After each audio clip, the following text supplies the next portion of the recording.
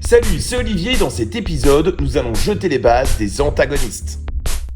Autre élément structurel très important, les antagonismes. Alors, on a déjà parlé un peu du protagoniste, on a parlé un peu de l'objectif dans les deux vidéos précédentes. Les antagonistes, c'est vraiment le troisième élément qui forme le trio magique protagoniste-antagoniste-objectif, dont on parlera plus tard. Donc, pour définir un petit peu les antagonismes, c'est quoi ? C'est tout ce qui va empêcher notre protagoniste d'atteindre son objectif. Donc, dès que ça fout des bâtons dans les roues, ça veut dire qu'on parle d'antagonisme. Alors, des antagonismes, il en existe plein. Ça peut évidemment être des animaux, ça peut être des personnes, ça peut être un tremblement de terre, ça peut être toute une série de choses qui vont venir embêter notre protagoniste. Ça peut même être des tout petits détails. Lorsque, par exemple, dans Die Hard, nous avons l'inspecteur qui se retrouve pieds nus au milieu des débris de verre. Les débris de verre, c'est un antagonisme à la poursuite de son objectif qui est de s'échapper, par exemple, dans le cadre de cette scène. Donc des antagonismes, ça peut être des petites choses comme ça, comme des débris de verre par terre quand on a les pieds nus, comme ça peut être des choses énormes, comme un super méchant dans un super gros blockbuster américain. Donc les antagonismes, il en existe de toutes sortes, et c'est pas nécessairement les plus gros qui sont les plus vilains. Donc ça peut aussi être des toutes petites choses comme ça qui font très très mal. Par exemple, Saw, les films d'horreur comme ça qui sont vraiment extrêmement cruels, parfois jouent comme ça sur des petites choses, genre il faut se couper pour arriver à faire un truc, ça doit être vraiment horrible, ça doit vraiment être atroce, où on est dans un antagonisme, voilà, un morceau de métal, un couteau ou quelque chose qui peut faire extrêmement mal et faire extrêmement du tort à notre protagoniste. Donc ça peut être vraiment de tous les bords, on doit avoir des antagonistes. Et le mieux, c'est d'en avoir un maximum, parce que les antagonismes, c'est ce qui va freiner notre protagoniste dans la quête de son objectif.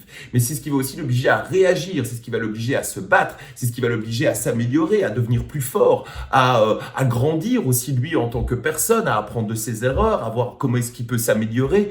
Et c'est grâce à tout ça que notre protagoniste finalement va, en essayant d'atteindre son objectif, devenir une meilleure personne, ou au contraire, parce que parfois on a des récits où c'est l'inverse, en essayant d'atteindre son objectif, comme dans Breaking Bad par exemple, on a un protagoniste qui est plutôt sympa à la base et qui va devenir absolument atroce à la fin. Donc on peut aussi avoir une descente aux enfers, mais dans tous les cas, tous les protagonistes vont être motivés par les antagonistes qui vont donc provoquer chez eux une forme d'amélioration ou une forme de descente aux enfers. Mais dans tous les cas, ça va provoquer du changement. Et tout ça, évidemment, sur le chemin de l'objectif. Il y a donc plusieurs questions à se poser. La première, c'est est-ce qu'ils veulent la même chose ? S'ils veulent la même chose, là, c'est assez facile.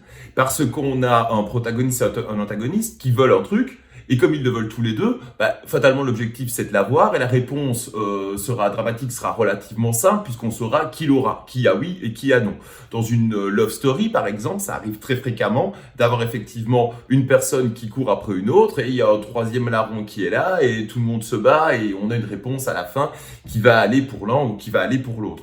Mais en étant confronté à cet antagoniste, le protagoniste lui va devoir s'améliorer dans sa love, on va dire, pour essayer de conquérir le cœur de l'autre. Bref, on est toujours comme ça dans une évolution grâce aux antagonistes. S'ils veulent la même chose, ça facilite les choses. Rocky face à Apollo Creed, par exemple, qui va gagner le match de boxe ? C'est assez simple, ils veulent tous les deux la victoire et on saura à la fin qui a gagné, qui l'a emporté et qui a atteint son objectif et qui a raté son objectif. Mais parfois l'opposition est aussi malheureuse. Si on prend par exemple Little Miss Sunshine, on a un père qui va vraiment être confronté comme ça qui va être un énorme antagoniste, parce que moi j'ai l'impression que dans Little Miss Sunshine, c'est la petite fille quelque part un peu la protagoniste, c'est elle qui motive tout le monde, c'est elle qui doit aller faire son spectacle, c'est pour elle que tous les autres bougent, etc. Donc quelque part, elle joue un petit peu ce rôle moteur, d'ailleurs c'est elle le titre, Little Miss Sunshine, c'est elle.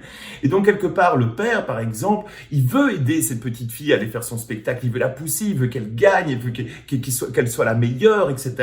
Mais en attendant, en essayant de faire ça, il fait tout capoter, il fait tout foirer. Donc parfois aussi, on crée de l'antagonisme sans le vouloir, on empêche l'autre d'atteindre son objectif simplement parce qu'on l'aide trop, parce qu'on veut trop bien faire ou parce qu'on s'y prend mal, par maladresse, donc etc. Donc parfois les antagonistes viennent aussi de manière non volontaire de la part de certains protagonistes. Alors je le disais aussi, n'oubliez pas d'en prendre beaucoup. Essayez qu'ils soient nombreux ces antagonismes parce que les antagonistes, c'est ceux qui vont créer les conflits avec le protagoniste et c'est eux qui quelque part vont le faire bouger comme je le disais tout à l'heure.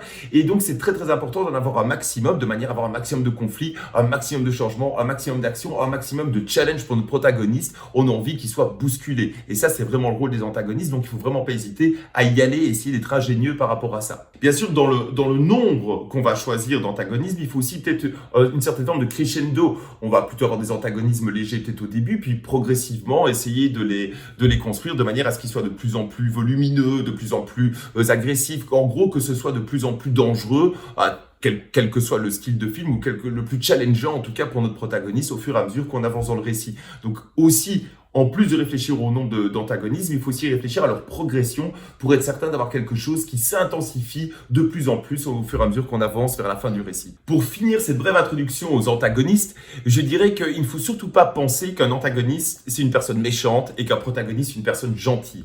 Je crois que, comme dans la vie, on peut se retrouver confronté à des personnes qui nous empêchent d'atteindre nos objectifs. Ça ne veut pas nécessairement dire que les personnes nous veulent du mal. Si par exemple, je sais pas moi, mon fils a envie de sauter du 5e étage sans parachute et que moi je l'empêche, quelque part, je suis son antagoniste. Son objectif, c'est de sauter. Mais j'ai bien raison de l'empêcher de le faire. Donc, parfois, les antagonismes disent aussi des choses positives. On le voit fort, par exemple, dans le rôle de l'allié. L'allié est celui qui va accompagner le protagoniste, qui va essayer de l'aider dans son objectif, voilà, qui va lui essayer de ne pas lui mettre des bâtons dans les roues. Et pourtant, parfois, un allié va dire, écoute, t'exagères. Regarde, t'as fait ça comme ça, tu devrais pas faire ça comme ça, et puis s'engueuler avec lui, et devenir du coup l'espace d'un moment un antagoniste. Mais c'est juste parce qu'il tient à son pote, qui tient à l'autre, et qui n'a pas envie qu'il lui arrive quelque chose, mais à un moment donné, il devient aussi antagoniste. Donc, il faut toujours penser qu'un antagoniste n'est pas nécessairement mauvais, mais c'est simplement une personne qui va empêcher, à cause de ses propres raisons, le protagoniste d'atteindre son objectif. Et je pense que c'est très très important de parfois réfléchir aussi en termes d'antagoniste dès le début de la création d'un récit, en se disant ok, j'ai mon protagoniste, mais qui va s'opposer à lui? Et parfois peut-être même se dire tiens, peut-être que mon antagoniste que j'avais imaginé au départ, si ça se trouve, ce sera lui le protagoniste. Pourquoi pas? Merci d'avoir suivi cet épisode. Abonnez-vous pour en recevoir régulièrement des nouveaux. Et puis n'hésitez pas à liker, partager ou encore commenter. Salut!